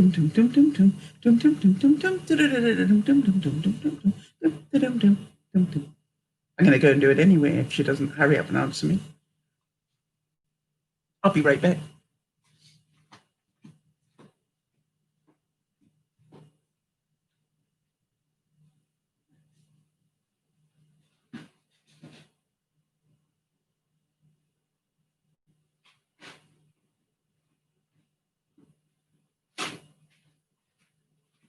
Lauren, when I was unpacking, I found a whole lot of tapes.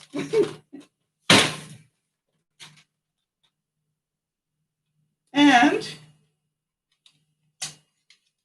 you all know my name anyway. Recorded in 1990. You don't have to be perfect.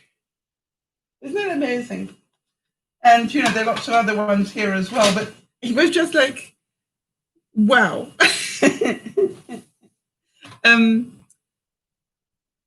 Because that's what I always believed. You don't need to be perfect to make a difference, right? Jodi, you didn't need to be perfect to help me, right? You just needed to be who you are. And my job was to recognize who you are, so I knew you would make a great support team. Lauren, it's really funny because here you are, all that way away, and why did I have you on this private support team as well, right? Because I knew I'd always be able to look at what I was doing and think, how would Lauren cope with this? Perfection is definitely overrated, and that's what I used to talk about not being perfect. It's the only thing I've ever really been really good at, is not being perfect. And that's why I decided to talk about it and talk about why, why I didn't give a diddly squat anymore about being perfect. The important thing is, did I do it? Did I do it, right? And did I try? Did I try enough to fail? And how many times did I try to grow lettuce and it didn't work? And how much have I learned? That's what I look at. It's a whole different mentality. A best friend is the one that you can get mad at for only a short time and because you've got really important stuff to discuss with them. I always said to Benji that the day I knew that he and I would continue to support one another for the rest of our lives was the day that I got really angry with him. And he's carried on talking to me. All right, Bernice is saying, I'm learning that from you, Mama Sal. I'm such a perfectionist that I don't know. I know I'm not doing good at it, but now I'm braver. You know something? That is the biggest mistake we make, is we think we have to be brilliant at everything. I assure you, if you'd see me yesterday, Bernice, sitting there with the new battery charger for my car and going, if I hook this up, will my car explode? You know, will I do it the right way or not? You know, and it's just like, I'm thinking, if the viewers could see me right now, they'd probably be quite surprised that I'm this human. But you know, it really is about the reason that I've had over 1.3 million, I think about 1,300,000 views, is not because I'm perfect. It's not that I'm making scads of money. It's because I just keep doing it. You know, I can remember Benji saying to me one day, have you seen how many videos you've put up in your time? And I go, yep. And he goes, I don't know many people that have put up that many videos. And I go, yep, but I just do it my way. You know, I'm happy with what I do. It pleases me. And it seems to make a difference because people tell me that. And if they tell me that, then I do another video. It's a very simple system that I have, right? Very selfish, really, if you think about it.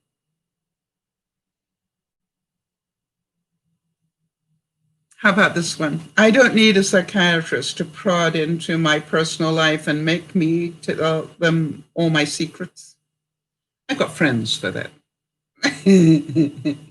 And for some of you, I've got acquaintances for that. And for some of you, the person I just met walking down the street, I just did that with. Now, this one I really like. I'm not being smart. I'm just a skilled, trained professional in pointing out the obvious.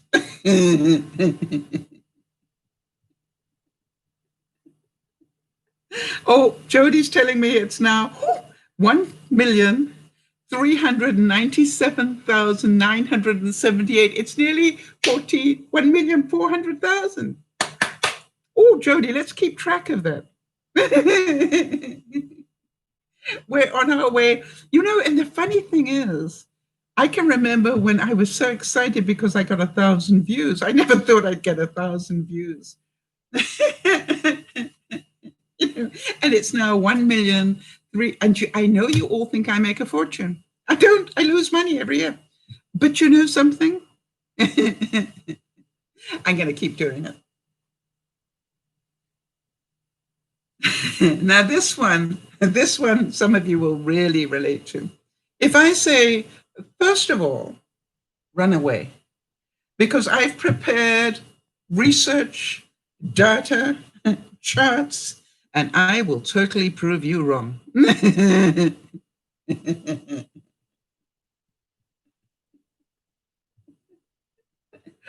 Yes.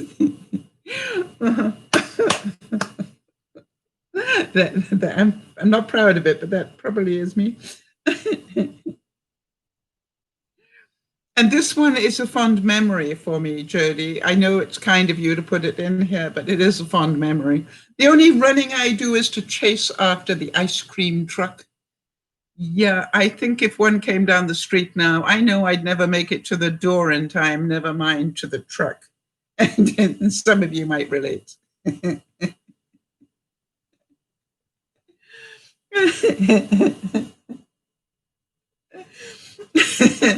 Now, this one is definitely one that Jodi and I both relate to, and maybe some of you as well. I may not have lost all my marbles yet, but there's definitely a little hole in that bag somewhere.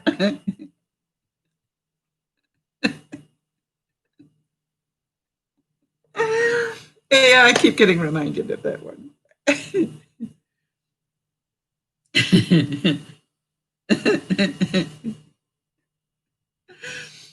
She does find some great ones, doesn't she? How about this one? No, seriously. Would you believe that my neighbor was knocking on my door at 2:30 a.m. this morning?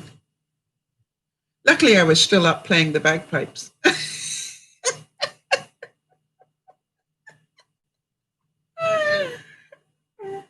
No, wait a minute. I can't laugh and drink at the same time. I need to get control.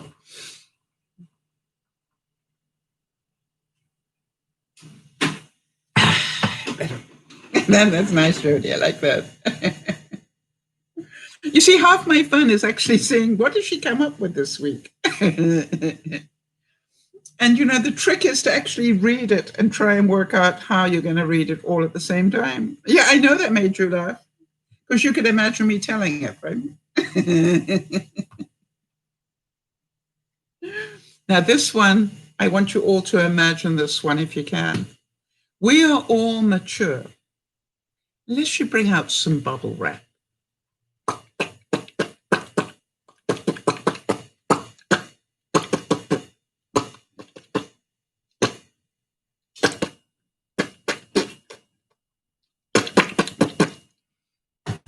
Really? How many of you going, I've done that? I've even got a big roll of it just in case I ever need it. Yeah. It's like some people do the rosary, me, I do bubble wrap. Please forgive me for that one.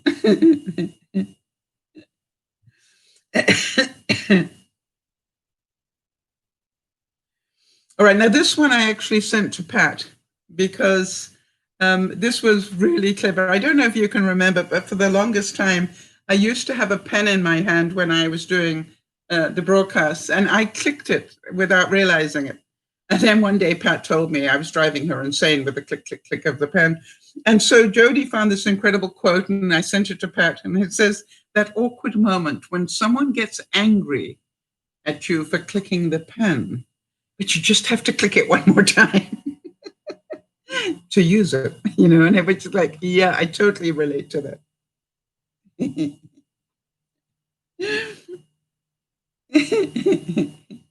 And this is really cute. This is, why do you wear glasses? Well, you see, my eyes are so beautiful. They have to be kept behind glass, like a showcase. True. Nice one, Jodi.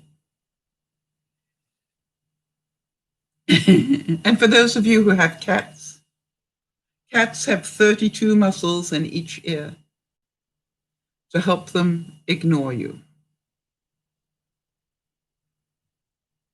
It was like I was out with the neighbors yesterday, and one of them had their dog out, and the dog was running into everybody's property. And I said, isn't that amazing? One word from you and your dog does exactly what it wants to.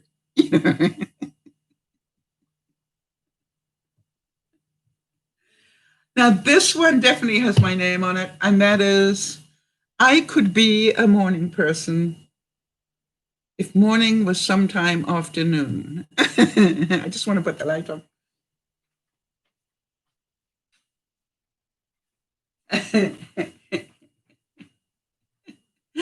Oh, that doesn't help at all when I'm at this angle, does it? Okay, so we know this doesn't work as well at nighttime. Unless I get more light going somewhere. How? Oh, because this is beginning to dim. Maybe I could remember to plug it in next time. That would be a good idea. Let me see if that helps a little. Hang on, people. There.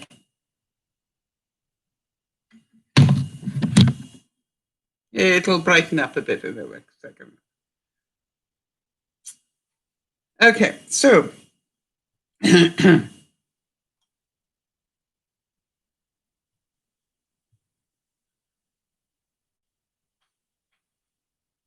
yeah, this one sort of makes sense to me as well. My neighbors were yelling so loud at their kids to clean up their room that out of fear, I started cleaning my own room. I think you put that in twice, Jodi, and I didn't read it the first time, so I'm so glad that you did. I didn't read it the first time because I got distracted.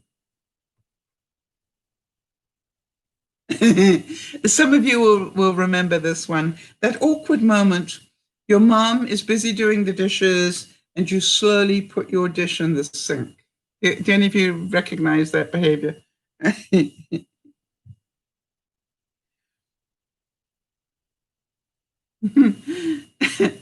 And this one, I already want to take a nap tomorrow.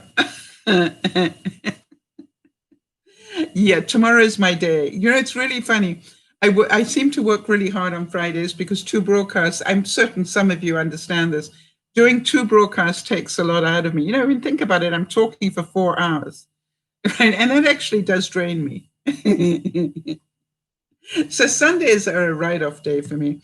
And it's like, I know that I'm going to need a nap, you know, and then another one.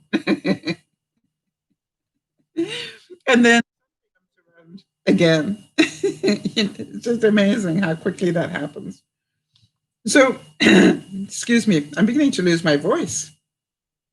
I've been laughing too much. All right, so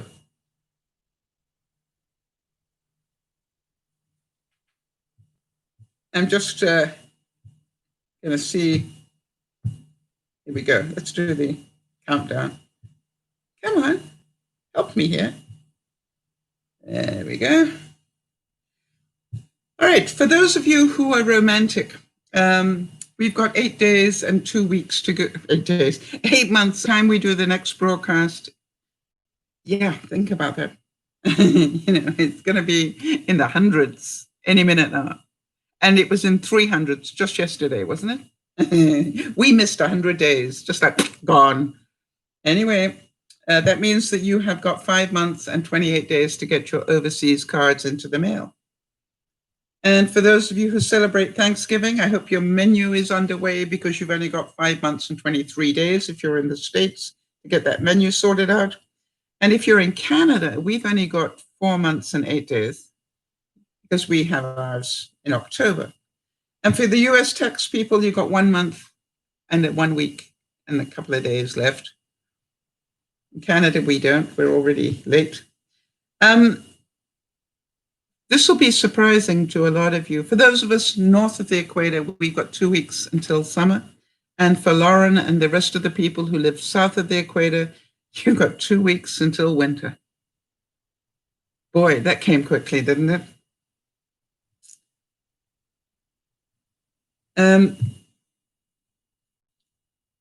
Jodi, I didn't put it in yet, but I think you told me that September 20,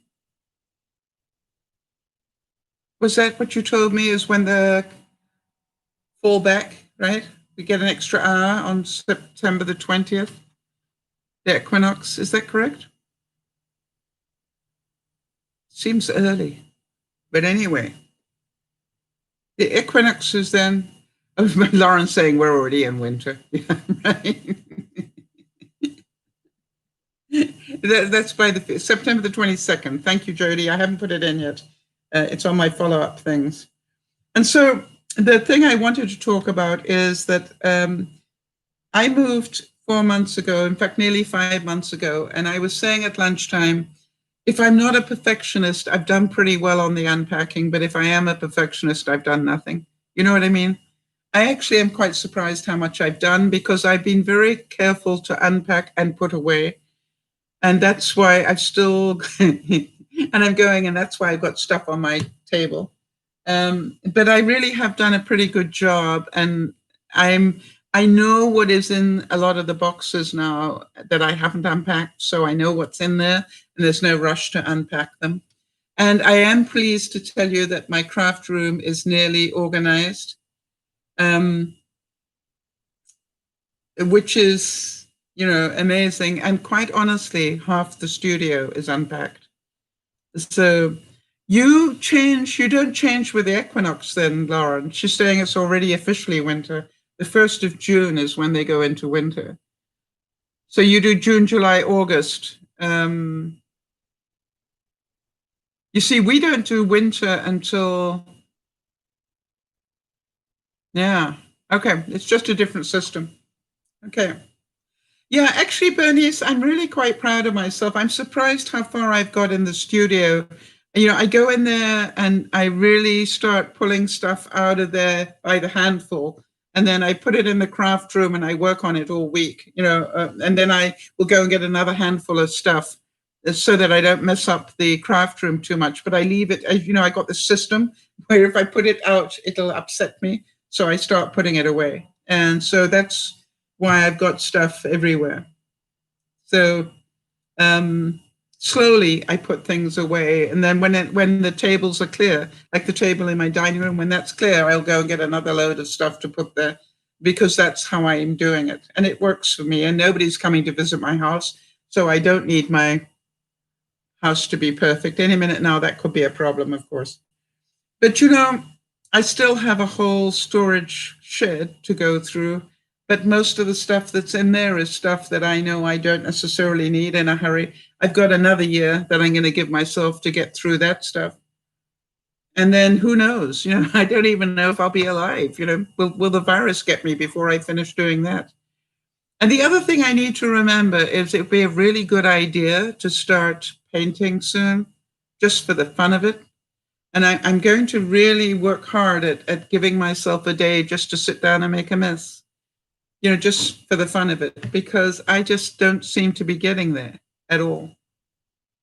Right? I seem to just be, busy. And I don't think that's healthy. Time to relax a bit. I will live until the end of time, Bernice says. Isn't that cute? Thank you so much, Bernice. Well, I certainly intend to enjoy my life for as long as I possibly can. And, you guys help keep me young and learning. And look at that. I mean, this week I managed to get this present of the remote ear. My son Cisco sent me these remote earbuds. And that's been so exciting to learn how to use those, and actually that they work. And I did the whole broadcast with them, and I clean forgot Jodi. Could you put a note in the in the notes for me to remember to put my earphones in when I do broadcasts? All right. So the coldest that Lauren can remember is 2 degrees Celsius. That's a little bit over freezing. So that's probably about 34, 35 in that area Fahrenheit. Now I've been in it was minus 12 here Celsius. When I remember that week that I got snowed in, it was minus 12 Celsius. Let me find out what that is in American, because they don't talk our language. So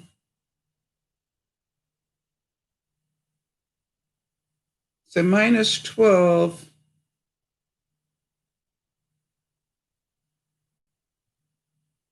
is 10 degrees. That's the coldest I can remember here. It was minus 10. No, 10 degrees Fahrenheit. So, and 2 degrees is, hang on, let me see what 2 degrees is, just so we can see how close I got. Oh, it's 28.4 Fahrenheit. Oh, no, that's minus 2. I don't want minus 2. I want plus 2. Hang on. Can't be that wrong. Yeah, 30. What did I say? 36? It's 35.6. Yeah. So I was pretty close. 32. I think I said 34, to be honest. So it's a bit on the low side. It's Lauren saying it doesn't snow in my town, but a few hours away from me it does. Yeah, it definitely snows a bit here. And as you remember, it snowed twice when I first came here, before I had my boots. How many of you remember that when I was out shoveling snow in my runners? And by the way, I can't get into my snow boots. You know, my body is retaining so much fluid, I can't get into my winter boots. I definitely need to do something before this winter. It'd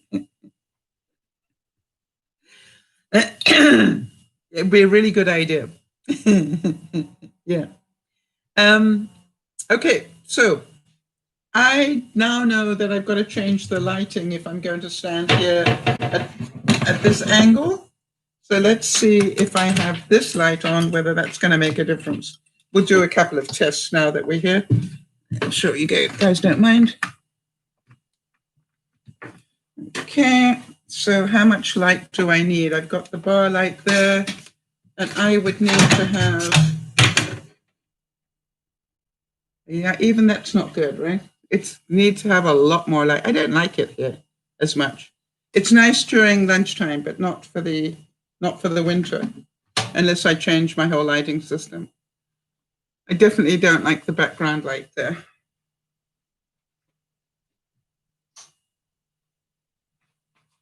But if I had, no, I don't know.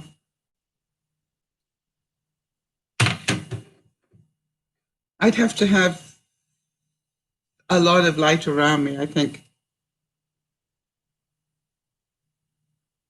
It's different with the cupboard. It's definitely better in the cupboard at night because the brightness of the white of the cupboard gets reflected, I think. So there we go. We've learned something today. But I did like it for doing the demonstrations at lunchtime. All right, so here we go. Thank you all for being here, number one. And thank you for telling your truth. I thank you for being prepared to stop and laugh a bit. How many of you feel better when you can get a few smiles in on a Friday night? That it actually feels better. That gives you a little bit more hope, a little bit more get up and go or whatever. I find that Jodi, all the work that you do to put these together, and I'm certain everybody will want to thank you. It definitely changes my life, and I want to thank you for that. And Bernice is saying it definitely helps her and energizes her as well. And I'm certain anybody that's watching on the replay, feel free to leave comments for Jodi. That's Jodi. For Jodi, to thank her for all she does to put the quotes together for us.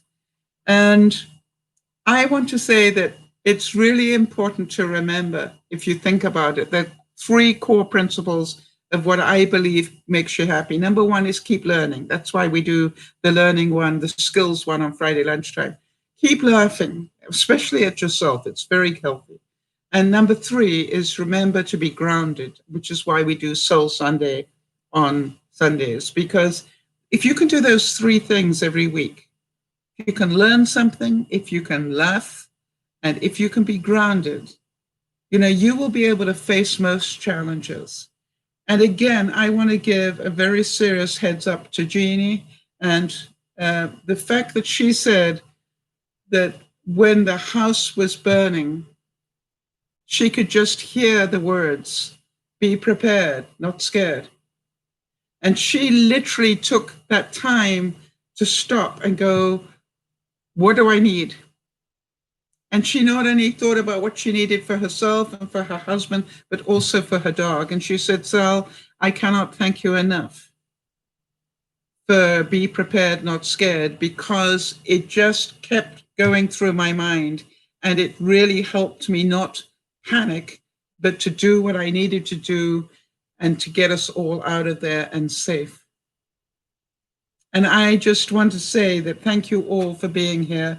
Because if you guys were not here, would I be here?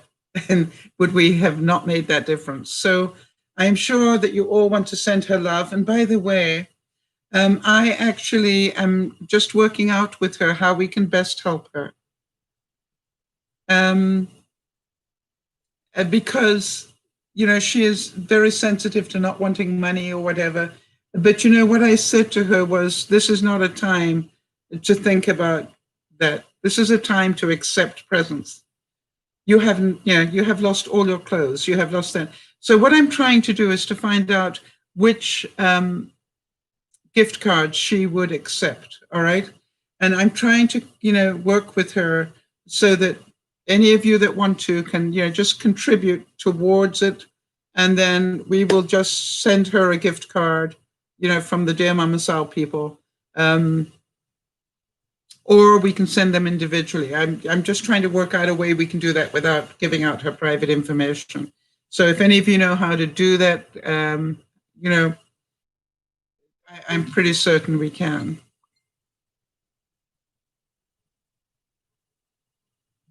So here we go.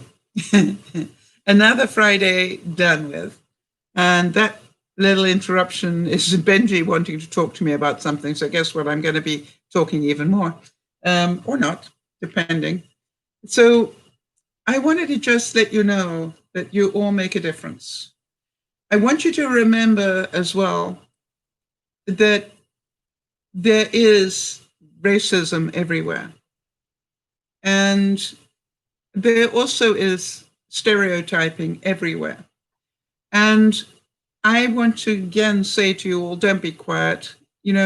Make sure that you ask people who are affected, what their experience is and what they would like to see changed, and then do what you can to change it in your neighborhood.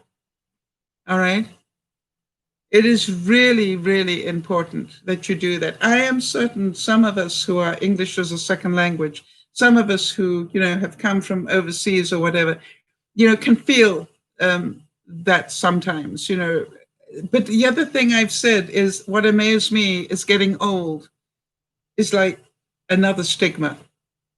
I am amazed the way that people talk to me, yes, dear, and, so forth, and love, and, and I'm going, no.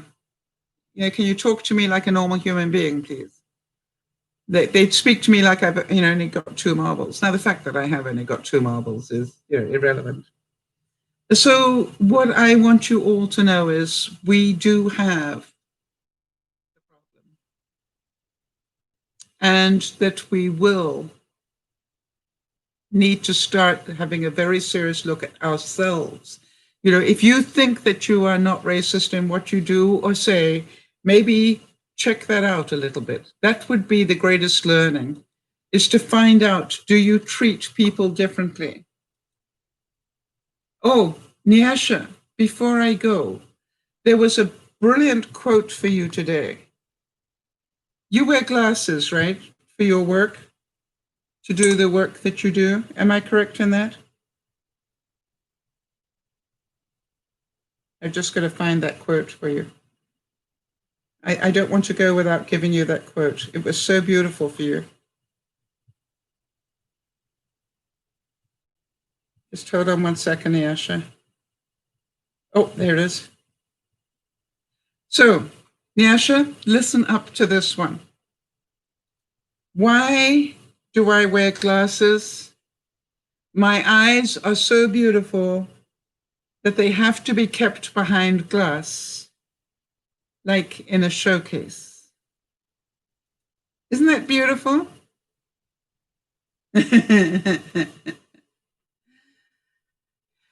So anyway, big hugs to you all. Look after one another, but most of all, of course, please remember to look after yourself. Do not be blameless. Do not think that you are not a racist at all. Find out where you are one. And that's what I'm going to do. I'm going to keep asking people I know, what am I doing without realizing it, that is in fact racist? And I'm going to keep asking and keep trying to improve. I know I cannot possibly be perfect at this. Therefore, it is time for me to concentrate. I cannot change the world. I can change what I'm doing. And hopefully each of you will take a knee. I thought it was absolutely amazing today that not only did the Canadian Prime Minister take a knee today, but so did a lot of his cabinet. And this is like, people are doing something now. And let's hope that we can encourage them to do more. I don't know how long the riots will continue, but we need to listen, and we need to change, and we need to do it now. This is DearMamaSal saying thank you for being here. Big hugs. We'll see you on Sunday. Bye-bye for now. Oh, How to close the cupboard without being in a cupboard. Bye.